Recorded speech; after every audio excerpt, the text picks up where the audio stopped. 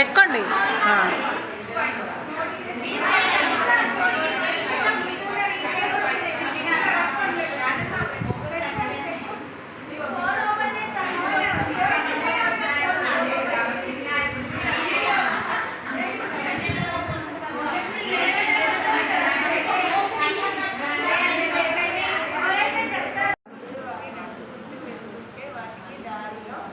చెప్పండి గింజలు కనిపించి కోడి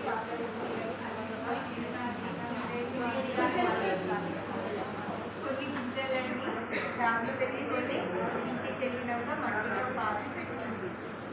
ఆ రోజు రాత్రి బాగా వర్షం పడింది. 2 రోజుల తర్వాత గింజలు ఏమైనాయని చూద్దామని గింజలు వెళ్ళి చూసింది. వాటిలో నుంచి చిన్న చిన్న మొలకలు చూపించింది.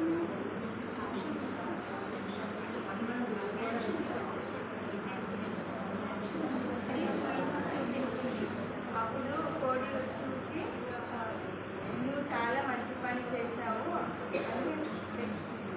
తర్వాత ఆ రోజు నుంచి కోడి కుందేలు ఇద్దరు కలిసి ఆ మొలకలకి వాటర్ వస్తుంది. తర్వాత కొన్ని రోజుల తర్వాత మొక్కలు పెట్టగానే బోలెడు పుచ్చకాయలు కాసినాయి.